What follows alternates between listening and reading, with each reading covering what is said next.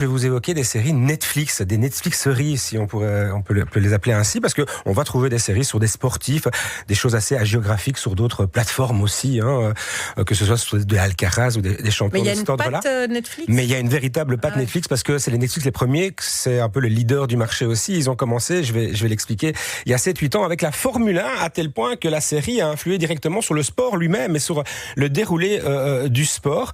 Donc, comme je le disais, ces séries s'attardent plus sur les sportifs, sur les êtres humains qui font ces sports que sur le sport lui-même. Donc elle ne s'adresse pas que aux sportifs ou aux amateurs de sport. Ah non, d'ailleurs la cible, ça n'est pas les amateurs de sport. A priori, eux vont y aller parce que voilà, ils vont retrouver leur champion et que bon, ils regardent tout ce qui concerne le sport qu'ils aiment. Non, ici on va s'adresser aux fans de Netflix.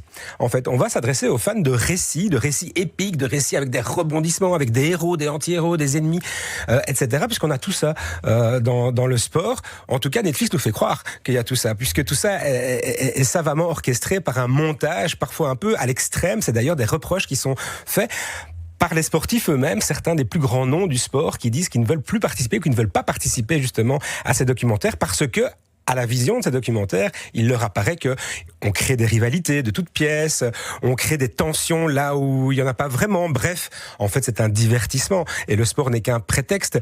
Mais à côté de ça, il y a quand même des grands enseignements parce qu'on suit des trajectoires de vie de personnes dont on sait toute l'abnégation dont elles doivent faire preuve, tous les efforts que cela endure. Bref, le sport depuis des années, des dizaines d'années maintenant, est quand même un divertissement très très répandu. Il y a qu'à voir les audiences d'une Coupe du Monde, les audiences des Jeux Olympiques, ça reste quand même des événements plus que majeurs. En quoi justement, puisque vous parliez de Formule 1 tout à l'heure, et c'est vrai qu'il y a eu le cas de la série consacrée à Senna, Prost, qui était un peu énervé justement sur les résultats, pour en revenir à ce que vous disiez, mais en quoi ces séries ont changé le regard des non-connaisseurs sur le sport lui-même ? Eh bien, par exemple, pour prendre l'exemple de la Formule 1, qui est donc en fait la matrice un peu de toutes ces séries, la première d'entre elles, cette série, elle a été élaborée à partir du moment où les droits d'exploitation de ce sport, de la Formule 1, ont été cédés à un grand groupe de divertissement. Et donc à ce moment-là, la Formule 1, qui était à l'époque pas moribonde, mais qui souffrait d'une grande désaffection du public lambda, on va dire. C'est-à-dire que ça ne faisait plus recette, en fait. Les droits télé étaient en chute libre.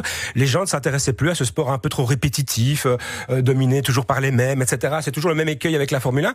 Et bien donc, ce groupe qui a repris les droits a décidé de lancer cette série en partenariat avec Netflix. Et ça a tellement bien marché, finalement, que ça a débouché sur un tout nouveau public.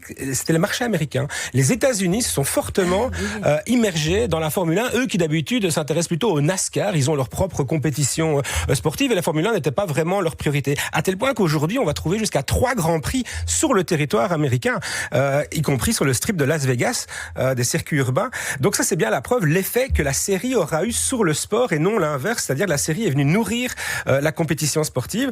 Et donc, alors après, on va trouver d'autres séries. Derrière ça, on va décliner le golf, on va décliner le tennis, on va décliner le rugby aussi, on va le sport cyclisme avec le Tour de France. Donc ça a fait tous des petits avec chaque fois des approches qui sont similaires. Il y a un format Netflix, on va s'intéresser à des héros. Chaque épisode, on va un peu focuser sur telle et telle personne. Pour le tennis, par exemple, ça va plutôt être la jeunesse. Ce sont ces jeunes talents en devenir. Il faut le préciser que, par exemple, si vous regardez la série sur le tennis, vous n'aurez pas d'interview de Djokovic, de Federer ou de Nadal, qui ont, entre guillemets, décliné, qui ne voyaient pas l'intérêt de s'y plonger, là où des plus jeunes générations y ont plongé les deux pieds, parce qu'il y a aussi un autre effet Netflix qu'il faut souligner pour ces sportifs, c'est que pour les moins nantis d'entre eux, c'est un formidable tremplin, c'est une formidable exposition. Et on le voit bien notamment dans la série sur le sprint. Les sprinteurs, on le voit bien à tel point qu'on comprend qu'en fait ce sont les moins bien nantis de tous les sportifs. On parle ici de gens qui peuvent gagner $10,000 pour gagner une course, là où au golf, vous allez gagner 4-5 millions de dollars pour un tournoi gagné. Donc ces sportifs qui ont des espérances de vie très limitées, quand on parle du sprint, ça dure pas très longtemps, et ben ils doivent capitaliser. Et ça, le fait d'être vu dans une série à travers le monde par des dizaines de millions de gens, ça leur permet de se faire un nom, de créer une marque. Et est-ce que ça permet de changer quelque part la relation entre nous, spectateurs ou spectatrices, et ces noms du sport? Bien sûr, c'est ça aussi les attentes, puisque au départ, précédemment, on ne connaissait des sportifs et de leur intimité pas grand-chose. En termes d'expression, le sportif, c'était l'interview d'après-match, l'interview d'après-course, en général fait de poncifs et qui enfonce des portes ouvertes. C'est jamais très intéressant. C'est souvent fait de je crois que, je trouve que. Voilà. Aujourd'hui, ce public qui regarde ces séries, ils veulent en avoir plus, ils veulent connaître l'intime. Donc, on va aller dans la famille de ces ces sportifs qui d'ailleurs parfois vont presque se retrouver face à la caméra Netflix comme face à un thérapeute qu'ils auraient fui jusque-là toute leur vie, parce qu'ils vont se confier et on sent qu'on a ouvert une vanne et là on va tomber parfois un peu dans le pathos et ils vont nous expliquer toute leur trajectoire. Et si on va par exemple dans le basket, il y a des choses très révélatrices. Voilà, dans le basket américain, c'est une des dernières séries qui est sortie ici sur Netflix, 5 majeurs.